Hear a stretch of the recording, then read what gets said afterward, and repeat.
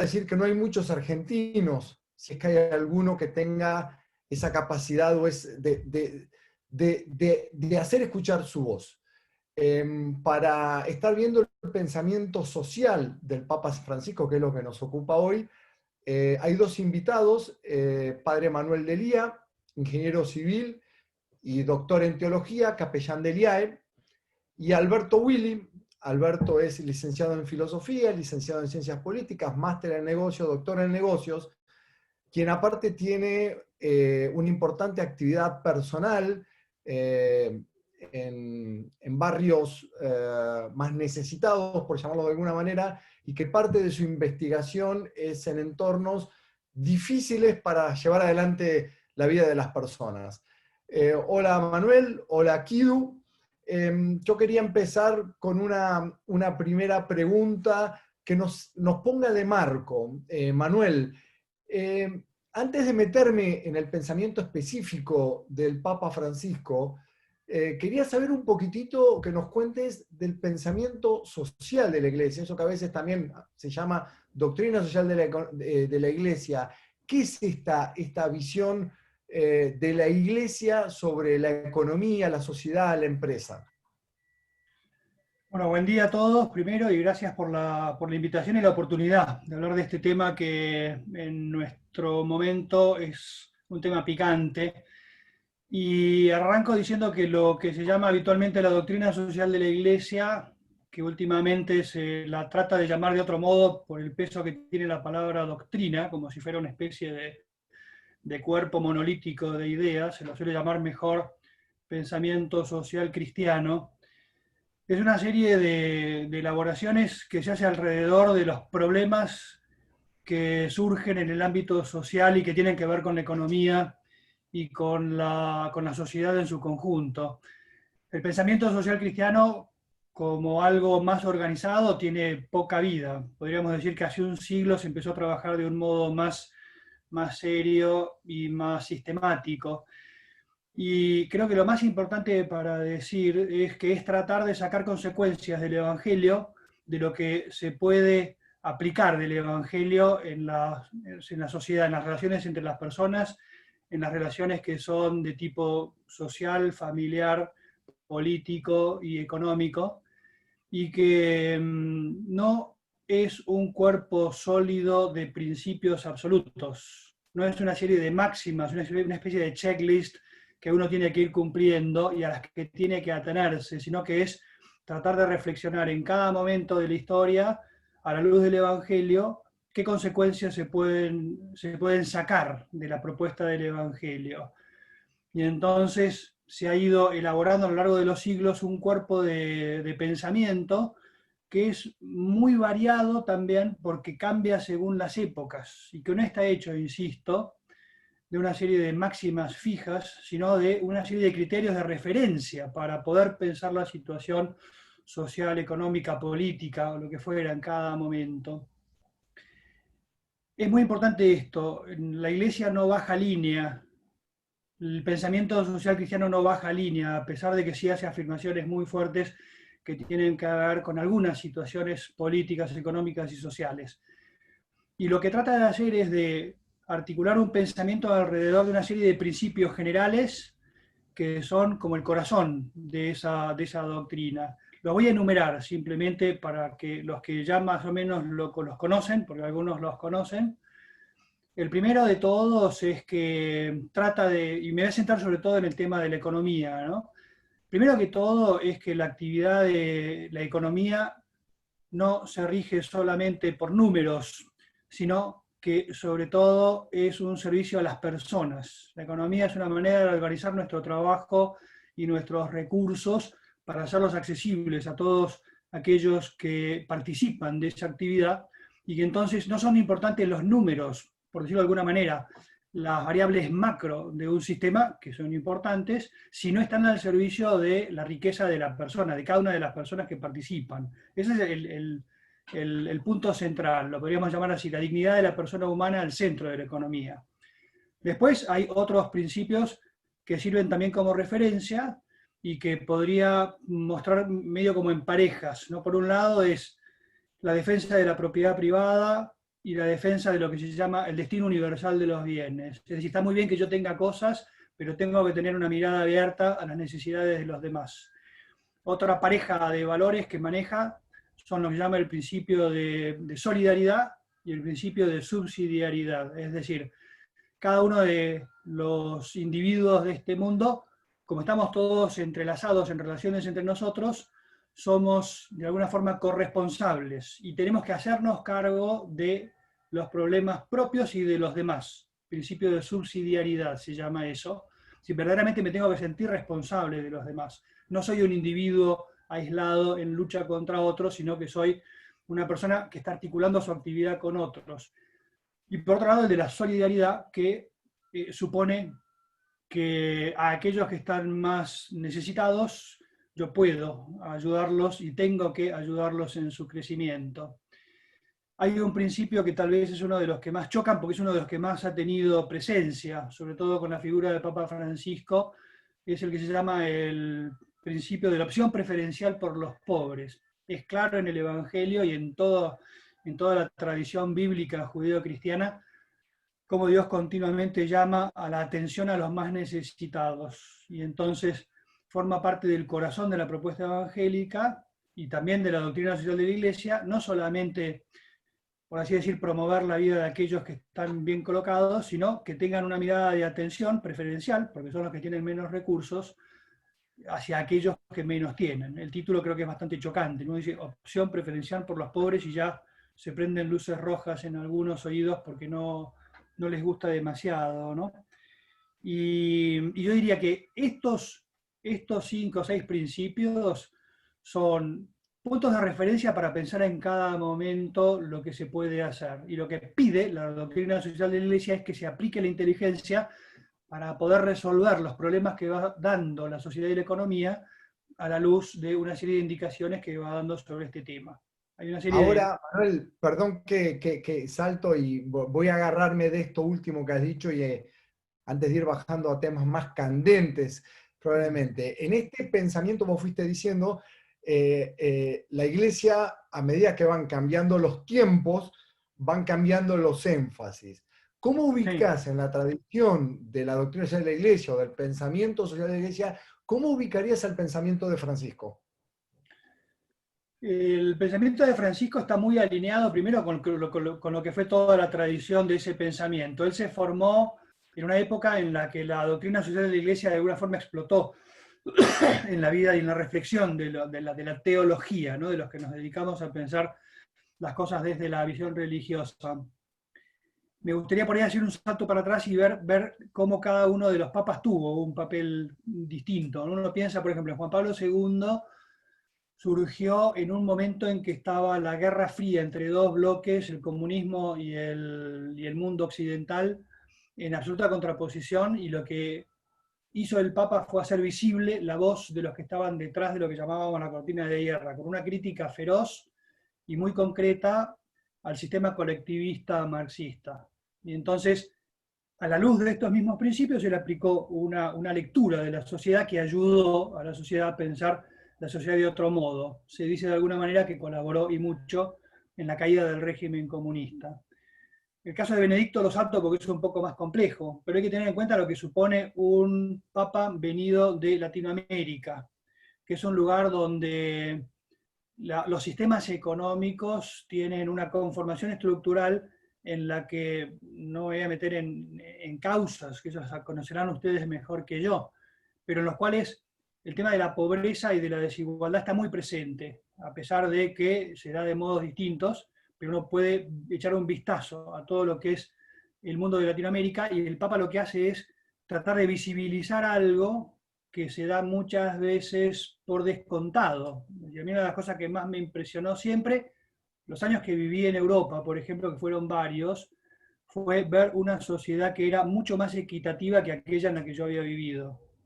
Y entonces el Papa lo que hace es, dentro de esa misma tradición, tratar de visibilizar un problema que a veces uno eso lo da por descontado. Y la pobreza forma parte del sistema, tiene que ser así, aguantémonoslo y entonces adelante. Lo que hace el Papa es poner en evidencia una serie de estructuras que sería bueno, a la luz del Evangelio, mejorarlas, corregirlas. Entonces tiene una fuerte sensibilidad por temas que en Europa no se tenían, y se lo tenían más bien de un modo, te diría, folclórico, considerando el tercer mundo como un lugar exótico.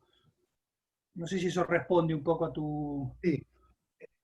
Vamos a ir siguiendo, vamos a seguir despuntando en este tema. Kidu, vos estás en la empresa, estás cerca, muy cerca por trabajos de iniciativas que apuntalan o que tratan de ayudar a gente que está en situación de pobreza extrema. ¿Cómo recibís el mensaje del Papa Francisco teniendo estas dos caras? Gracias primero por la invitación. Interesante hablar de esto desde el IAE. A ver, yo lo que recibo y lo que veo y en la agenda que estoy trabajando es poner en el centro algo tan simple como la persona. O sea, de eso se trata absolutamente todo. Para mí, cuando hablamos de rehumanizar a la empresa, de integrar a personas excluidas en distintas exclusiones, cuando hablamos de la gente descartada, cuando el Papa habla de los descartados, es lo único importante en cualquier sistema social, económico y político es poner a la persona en el centro. En la enseñanza social de la Iglesia, además hay un concepto de dignidad de la persona humana, donde todo se articula a partir de ahí.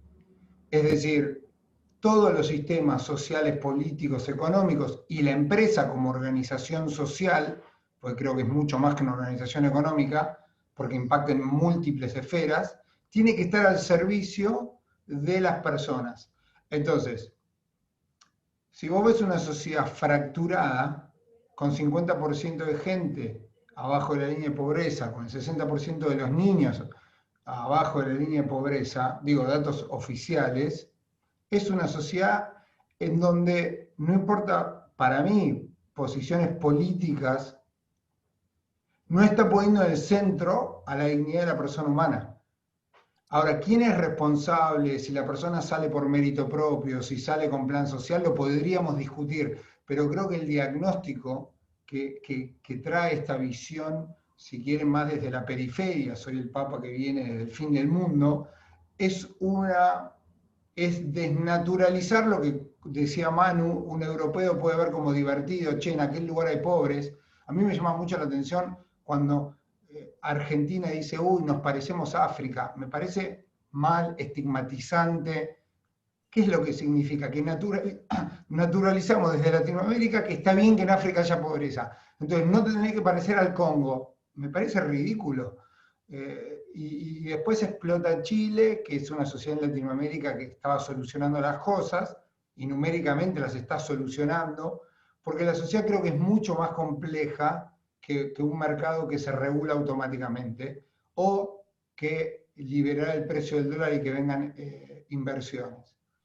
Entiendo que es todo mucho más complejo y digo algunas cosas como para pinchar, porque si no nos queremos parar en la complejidad, terminamos en, che, saquemos el cepo para que vengan inversiones porque en algún momento va a haber un derrame y eso tampoco funciona, y qué hacemos cuando no funciona, y terminamos en pensamientos a la grieta que son cómodos, pero que no les sirven a la gente que está excluida, que en el fondo es lo único que nos debería interesar. Bueno, no sé si lo único, perdóname que Ok, te bueno. interpele, Kidu. ¿Es lo único? Bueno, no sé, si queremos construir una sociedad como que ponga a las personas en el centro, creo que a mí, por ejemplo, es difícil hablar de esto, pero me llamó en su momento, me pareció muy interesante cuando Macri dijo, mídanme por el tema de pobreza, porque me pareció que es un indicador tangible que refleja en un indicador un montón de cosas, que si una sociedad tiene un nivel de pobreza bajo, está haciendo un montón de cosas bien, está dando trabajo, creando empresas, generando trabajo genuino, seguramente con más formalidad. Hay un montón de indicadores en ese, y me pareció muy interesante que un gobierno que se lo tilda más de pro mercado derecha se quiera medir por un indicador, entre comillas, más de izquierda. Me parecía muy sabio. Y bueno, no importa lo que pasó después, pero por eso digo, ese indicador me interesa mucho a mí, porque en un indicador, si entendemos la pobreza como, como multicausal, hay muchas cosas. Pero, entonces, y ahí el rol que tiene la empresa, si quieren, es generar trabajo, generar riqueza y generar trabajo genuino. Entonces, todas las fragilidades que están denunciadas hoy desde algún pensamiento social cristiano tienen que ver con precarización del trabajo, modelos de negocios que precarizan o que no, habría que discutirlo, pero es como una denuncia para mí.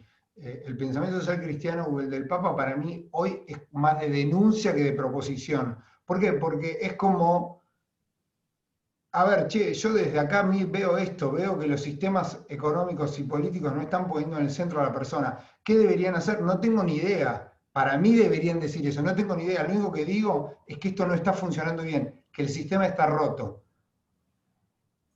Me Manuel, vos gustaría querés hacer decir algo y quiero tomar una pregunta sí, muy interesante de un participante. Adelante. sí, yo creo que es importante, digo, la pregunta que hiciste me dio la impresión, ¿no? Le dijiste a Kidu, ¿es lo único importante la pobreza? El problema es tomar la palabra pobreza en sentido abstracto. Una de las cosas que más ha hecho el Papa es decir, detrás de la pobreza, de esa palabra, lo que hay es rostros, familias, y que son nuestra sociedad, mi país, la gente al lado de mi barrio.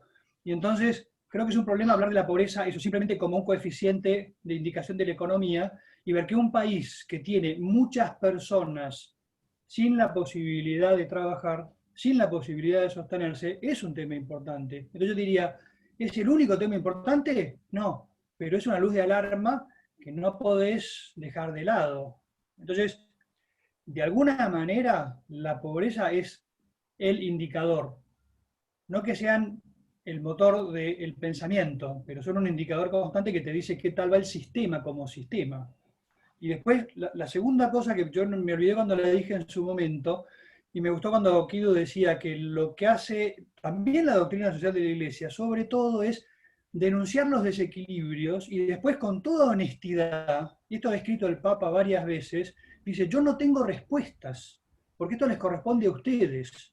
Y entonces es un desafío que le hace a la sociedad el pensar de qué modo se pueden llegar a resolver. Es más fácil denunciar que proponer, por cierto. Manuel y Kidu, ambos, ¿no es cierto? Quiero tomar la primera parte de la pregunta que nos hace Fernando, que yo creo que Fernando en esa pregunta está reflejando mucho del debate. La voy a leer, son dos preguntas. La primera dice, ¿cómo se entiende el pensamiento del Papa Francisco que quiere ocuparse de la pobreza con una economía de dar y no de generar criticando permanentemente a la empresa? Yo voy a solidarizarme un poco con Fernando y yo siento que el Papa critica mucho más que apoya a la empresa. Y yo siento que hay un cierto desbalance del discurso, pero quiero escucharlos. ¿Quién habla primero? Bueno, si querés voy yo, Manu, o sea, yo personalmente no creo que, a ver, si quieren hago un poco de historia. En el 89, cuando el Papa Juan Pablo II, que le decían el Papa pro mercado, que el Papa Juan Pablo II ve el problema de la Guerra Fría, ve los desastres a nivel humano que había causado, si quieres, un socialismo, un comunismo mal entendido, entonces claramente él se pone del lado del sistema que cuida la libertad, que si quieren, el capitalismo cuida la libertad. Entonces el Papa, ven, tenemos un Papa que cuida la libertad, la propiedad privada. En este momento, para mí, de la historia, en donde esa Guerra Fría desapareció, en donde tenemos una China, si quieren, comunista, pero que tiene un mercado que se abre, hoy ya está tan por supuesto que la propiedad privada, que la libertad de la persona se está dado, que hoy lo que corresponde a este pensamiento es denunciar que incluso en ese sistema de libertad, de mercado, de empresa privada, hay un montón de gente excluida, hay una distribución de la riqueza que no se está dando bien, hay un sistema que acumula, hay un sistema que especula. Entonces, hay un montón de cosas que corregir de este sistema, que cuando había que comparar entre dos sistemas está claro de qué lado quería estar. Pero una vez que estoy adentro de este capitalismo, hay un montón de cosas que hay que solucionar, porque hay un montón de fragilidades que tienen los seres humanos hoy, materiales y existenciales, que están basadas, si quieren, Laudato Si, en un sistema que es individualista y consumista. Entonces, lo que se está haciendo no es denunciar a la empresa como mala, lo que se está haciendo es denunciar que este sistema, que está basado en un sistema si quieren, de generación de riqueza a través de la empresa, tiene un par de cosas que terminan llevando a las personas a ser frágiles. Hoy hablábamos en la previa, Roberto, de hecho por algo que me recomendaste vos, este documental de Netflix de El Dilema Social te muestra cómo, digamos, hay una fragilidad existencial a través de un sistema que está regido también por algunas empresas que tienden además a ser monopólicas y gigantescas y globales, que tienen mucho más poder que otras cosas. Entonces, ¿está en contra de las empresas? No. Yo creo que está en contra de cómo a veces los seres humanos usamos las empresas para no poner a las personas en el centro. Pero, bueno, habría que ver, digamos, no sé qué opinás, Manu, vos. Sí, yo creo que hay una cosa también muy importante y es que si uno tiene que decir qué piensa el Papa Francisco de la empresa, yo he leído sus discursos, estos últimos miércoles, lleva ya un poco más de un mes hablando de doctrina social de la Iglesia todos los miércoles, y, y yo sé que la mayoría de la gente eso no lo sigue, y entonces lo que piensa la gente, que Francisco piensa, es lo que sacan los medios, y entonces te aparece el Papa al lado de Juan Grabois, el Papa al lado de Cristina o de los Kirchner, el Papa citado por los movimientos sociales. Entonces, uno dice, lo malo es que no tenga, por así decirlo, una oficina de prensa que abra más el mensaje, pero si uno piensa que lo que el Papa dice es lo que dicen los medios, no voy acá a decir la frase esa de Clarín Miente, de estos slogans, ¿no? Pero lo que la gente piensa que piensa Francisco no es lo que piensa Francisco. Lo que pasa es que acá se lo utiliza de un modo absolutamente desproporcionado por parte de una serie de pensamientos y no se lo conoce. Es decir, si uno piensa que el Papa quiere una economía popular, se equivoca, porque no es lo que el Papa dice de la empresa. Lo que tiene escrito, me acuerdo de un artículo que escribí hace un par de semanas, lo que el Papa dice es que la producción de riqueza y la distribución de riqueza en cantidad y en precios más bajos es la noble tarea de una empresa, y es lo que tiene que hacer la empresa. Una vez que dice eso, puede decir que hay sistemas que no están funcionando. Y creo que eso lo dice todo el mundo, lo dice The Economist, lo dice el New York Times, lo dice el Papa también. Este sistema está crujiendo por todos lados. Tenemos que animarnos a poner el dedo en la llaga y no decir, ajustemos 3 o 4 cosas y vayamos adelante. Pero me parece importante lo de decir, Francisco está muy a favor de la empresa, porque él está muy a favor del trabajo. Es enemigo mortal, y esto lo he visto en Buenos Aires cuando estaba él acá, es enemigo mortal del Estado asistencialista, por ejemplo. ¿Quién lo sabe a eso? Ahora, Manuel, antes de ir, porque tengo varias preguntas, yo recuerdo haber leído a Juan Pablo II, a San Juan Pablo II, manifestarse muy fuerte contra el Estado asistencialista. Él venía del comunismo, donde veía todo el daño que ese asistencialismo había hecho. Sí. Esto lo he leído, esto que voy a decir lo leí por los medios, no lo leí directo, así que puedo estar cometiendo un error, pero me pareció haber entendido, y está dentro de lo opinable, que el Papa Francisco no está o tiene una visión un poco más positiva del asistencialismo. Primero, es así. Segundo, y viene la parte de la pregunta, ¿hasta dónde cuando habla el Papa en estos temas, por ejemplo, de planes asistenciales, habla como Papa Francisco y hasta dónde habla como Bergoglio? Sí. Si vale la distinción. Sí, acordate, por ejemplo, lo que pasó en la crisis del 2001, por ejemplo.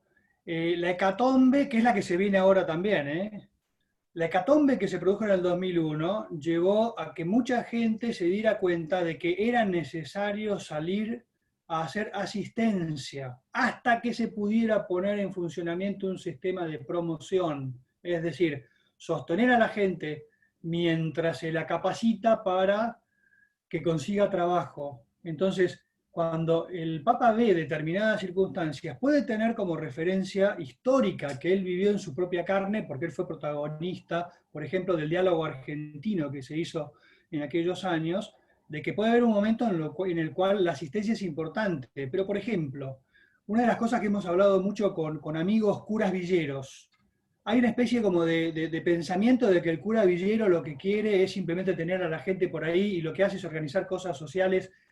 Lo primero que hacen es escuela, capacitación laboral, conseguir becas para que los más capacitados puedan ir a la universidad. Están haciendo trabajos constantemente de promoción. La iglesia está haciendo promoción y no le entra al juego del clientelismo político. Y por ahí Guido, que tiene una experiencia más cercana del trabajo, se ve un tironeo constante entre eso. Es decir, el Papa no es partidario del asistencialismo.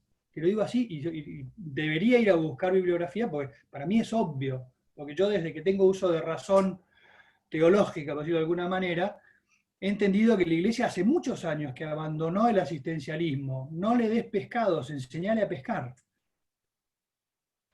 Ahí yo quería agregar algo y tomo algo que dice Fernando, que es muy interesante, porque, a ver, yo me paro adelante del público del día cuando doy la materia de sustentabilidad y hablo de empresas B, empresas de triple resultado, modelo de generación de negocio con conciencia social y poner a la persona en el centro, porque una empresa de triple resultado es construir modelos de negocio donde se busca maximizar lo humano, lo económico y lo ambiental en un modelo de negocio, y nadie dice nada. Todo el mundo festeja con las empresas B, todo el mundo quiere ser empresa B, me compro un agua de Danone y dice soy empresa B, me interesan los seres humanos. Ahora, el Papa habla de una economía de dar y nos ofendemos, porque yo creo que tenemos más problemas nosotros con el Papa que el Papa con nosotros. Esta es una visión muy argentina para mí. Queremos que el Papa nos hable todo el día a nosotros, pensamos que el tuit que hace, lo hace porque está pensando en nuestra agenda. Yo estoy seguro que el Papa está mirando con un ojo argentino, no lo conozco, porque es argentino, y es difícil dejar de ser argentino, pero calculo que tiene problemas mucho más complejos a nivel global, incluso dentro de la propia iglesia, digamos, tiene problemas gigantescos. Entonces digo, yo creo que hay algo de pensamiento a la grieta que nos molesta, que hoy estamos en Argentina trabados, a nivel global, pero hoy en Argentina yo siento que estamos trabados. Entonces necesitamos poner a todos en un lugar. ¿De dónde está el Papa? ¿Al lado de qué? ¿De qué lado de la grieta? Y te digo, yo como experiencia personal, pero esto es una persona, intentar estar en el medio de la grieta es muy difícil, con mis hermanos, con mi familia, con mi mamá, con mi papá, con mis colegas, con mis amigos. Cada vez que digo algo, bueno, pero ¿de qué lado estás? No quiero estar de ningún lado, yo qué sé. Tengo ganas de pensar que tengo ganas de vivir en una Argentina con menos pobres, con muchas empresas que generen trabajo, con mucha conciencia ambiental para cuidar el medio ambiente, para dejarle un mejor lugar a mis hijos. Tengo ganas de todo eso. Hoy siento que no podemos, hoy siento que estamos como trabados y quizá el Papa está poniendo el foco en un lugar de denuncia, porque para mí la doctrina social de la Iglesia, si vemos cómo nace con la cuestión obrera, con León XIII, es de denuncia, quizá ese lugar histórico de la doctrina social de la Iglesia no ayuda.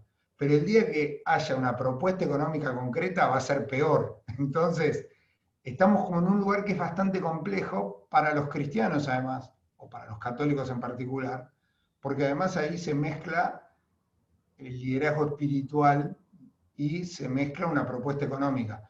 Entonces, claramente con esto que digo no estoy ayudando, sino solamente quiero mostrar que es muy complejo y que tenemos que dedicarnos a pensar soluciones como particulares, argentinas, a problemas globales y tomar el pensamiento, un encíclico o el pensamiento del Papa, como un dato más de inspiración para los que creemos, para poder solucionar nuestros problemas a nivel local. Pero bueno. Voy a poner. Sí, dale, Manuel. No, ahora en noviembre, por ejemplo, el Papa había convocado a un convenio dice, economistas jóvenes, para pensar en una nueva economía. ¿Y qué significa eso? Es una pregunta abierta, es decir, tenemos un sistema consumista que si sigue avanzando a la misma velocidad, nos comemos el planeta en pocos años.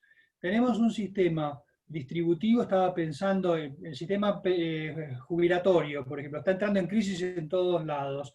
El sistema está lleno de grietas muy serias, el tema ecológico es muy serio. Y si ¿nos podemos animar a pensar en algo distinto?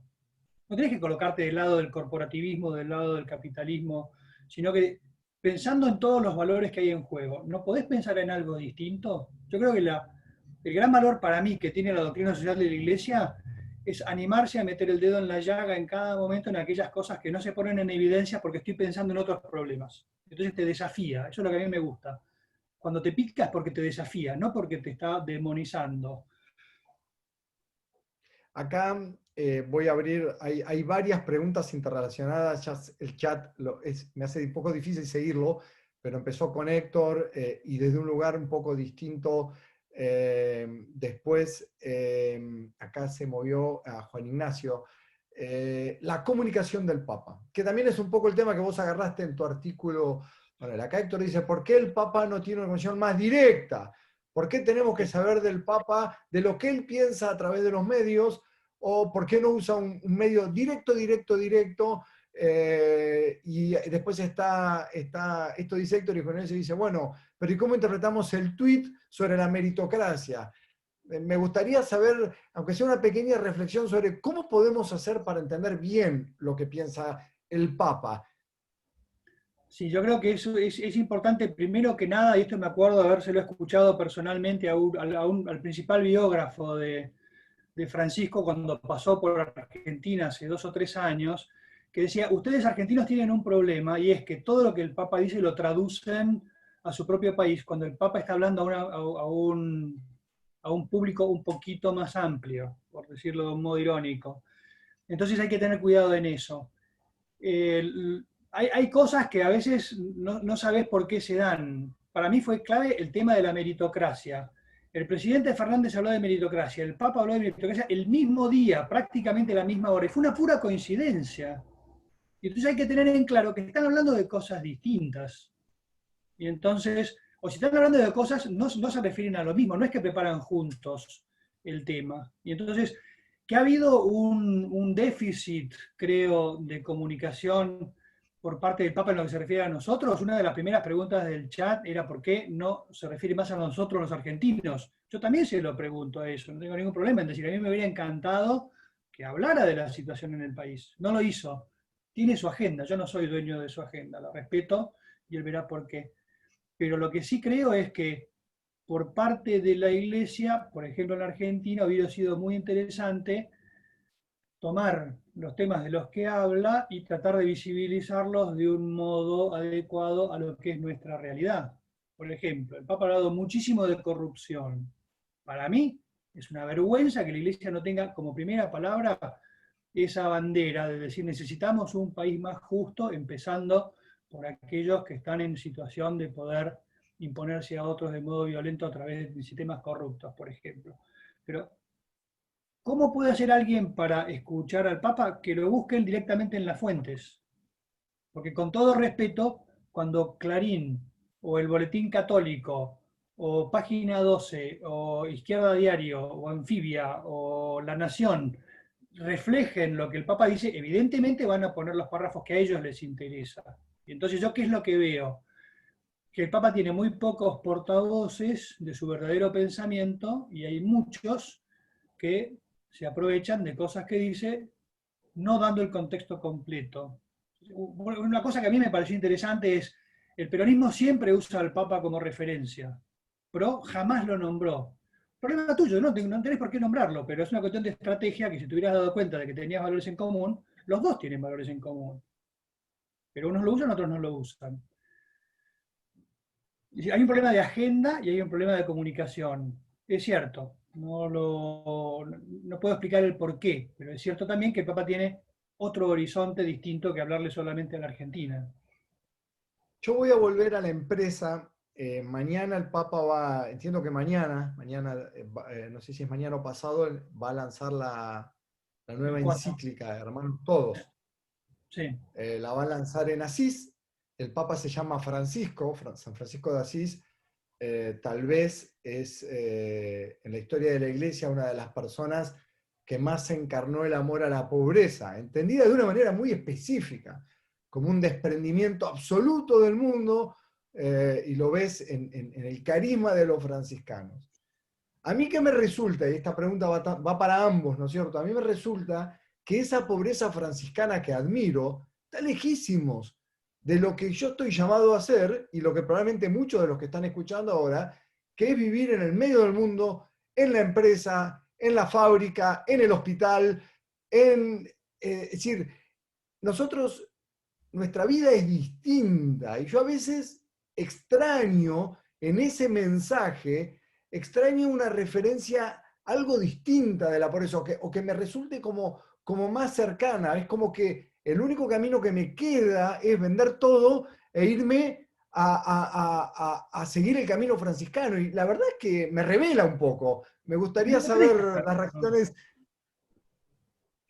No, efectivamente no tenés que hacerlo porque esa no es la idea. La fuerza disruptiva que tuvo la figura de Francisco en la vida de la iglesia pasa justamente por ahí, la de asomarse y decirle a toda la gente de su tiempo: ustedes están muy seguros en una serie de valores que tal vez no son los más importantes, y entonces la pobreza para vos es una llamada de atención. La pobreza en la iglesia se puede vivir de muchos modos, porque ha habido santos pobres como Francisco de Asís y cancilleres de Inglaterra como Tomás Moro. Pero todos tienen la referencia de que si yo pongo mi seguridad en las riquezas, estoy construyendo sobre gelatina. Y entonces lo que te dicen es: no te olvides, con todo lo que tenés, de cuál es el valor que tienen los bienes materiales. Y entonces, eso me acuerdo de un tema de discusión o de diálogo a nivel teológico.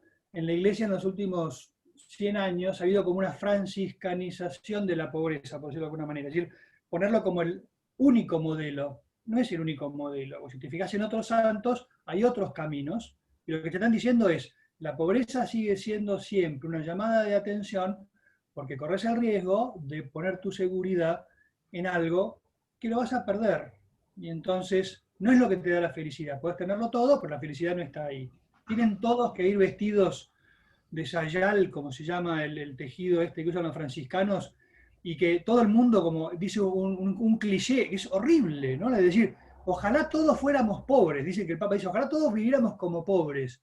No ese es el modelo, ni de la autoridad social de la Iglesia, ni de Francisco, ni de nadie que piense serenamente lo que es el mensaje del cristianismo. Ver a Jesús. Jesús no era un proletario, era un trabajador. Y entonces lo que me están diciendo son otras cosas. Pero sí, Francisco tiene la fuerza de interpelar de un modo disruptivo. Vos lo mirás y te dice: vos sos cristiano, así tengo que vivir yo. Y él te dice: pero toma nota porque esto te está hablando. Yo creo que hay siempre como dos dimensiones en las que estás trabajando, porque hay como una tensión personal y hay un discurso en casi todas las religiones que yo conozco en desapego, porque lo importante está en otro lugar, si uno cree que ese otro lugar existe.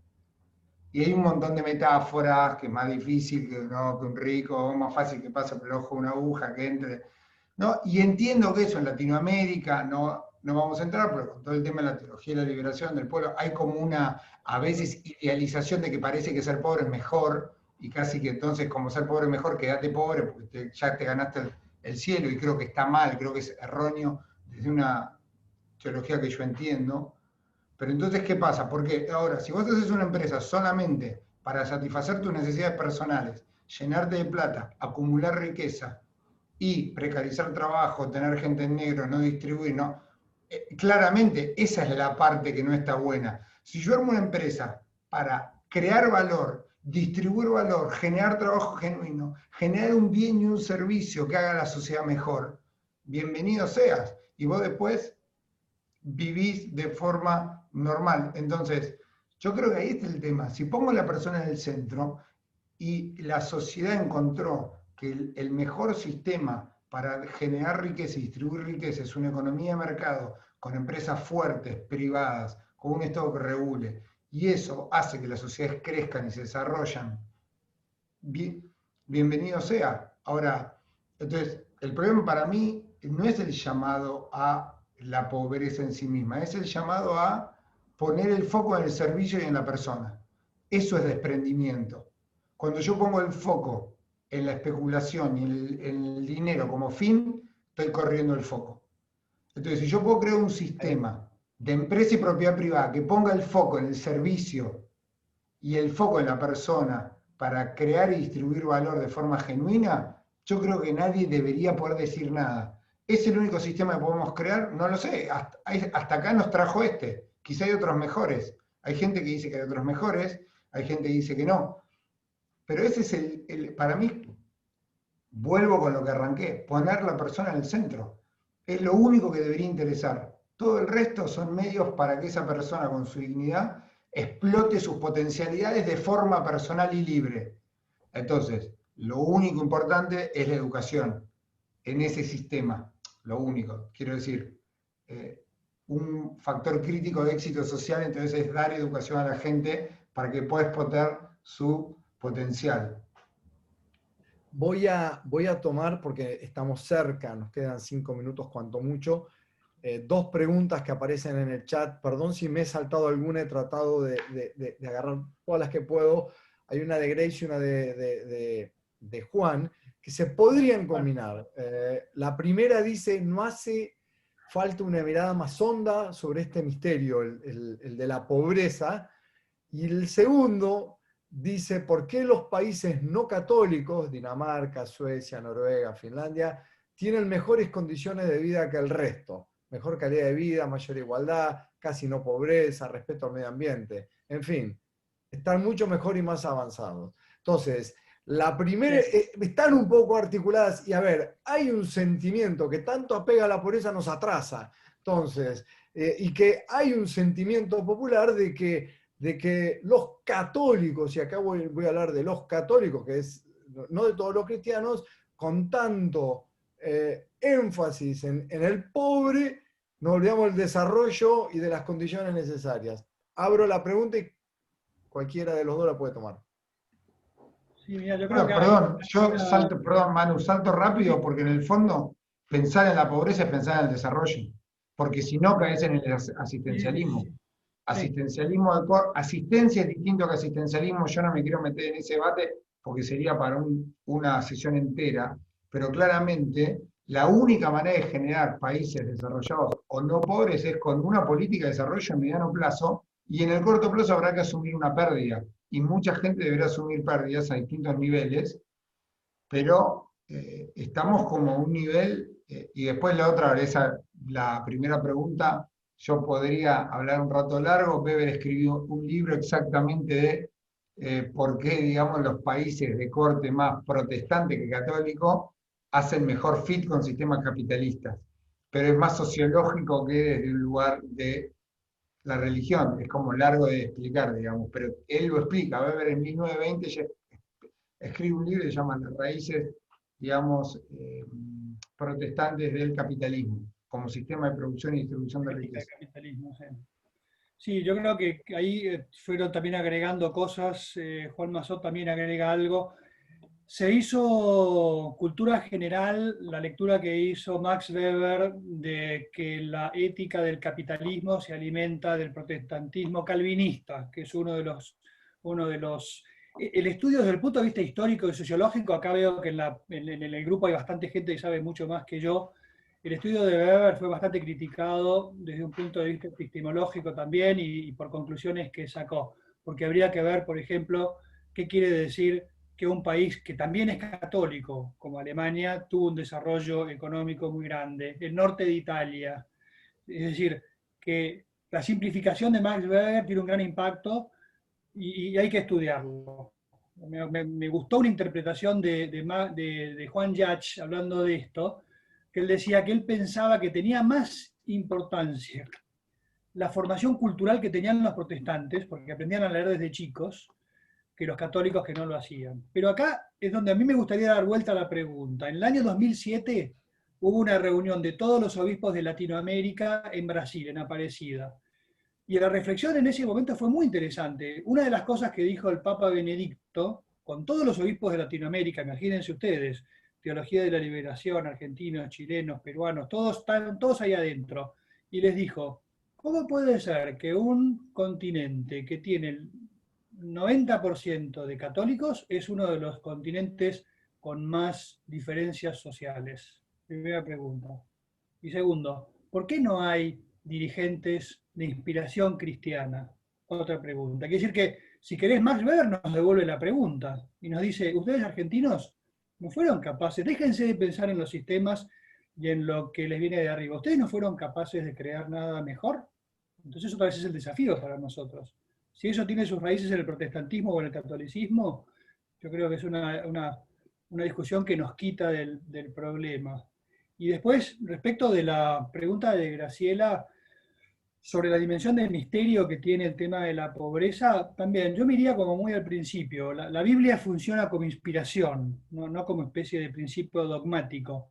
Pero cuando Dios creó el mundo, se lo entregó a los hombres y les dijo, tomen, esto es de ustedes, trabajenlo. Tercera persona del plural, segunda del plural, ustedes, trabajenlo, sométanlo, háganse grandes en este trabajo. ¿Eso qué significa? Que somos todos responsables de todos. Y entonces el hecho de que siempre va a haber diferencias, por cuestiones sociológicas, personales, psicológicas, hasta biológicas, pero somos todos responsables de tener un sistema equilibrado en el que todos seamos proporcionalmente responsables, proporcionalmente también recibiendo de los frutos. Siempre va a haber desigualdades, pero no es lo mismo la desigualdad de Europa en los años 90 que la desigualdad en Argentina en los años 2020. Entonces, hay una dimensión misterio, que es una pregunta que también se le hace al hombre y le dicen, ¿por qué están tan desequilibrados ustedes? ¿No pueden pensarlo mejor? Me voy a quedar con esa frase que nos hiciste a todos, Manuel, al final. Entonces damos por terminado este episodio Tiempo de Negocios. Muchísimas gracias, Alberto. Muchísimas gracias, Manuel, por la Gracias. participación. Gracias, gracias. Y gracias a todos. Gracias.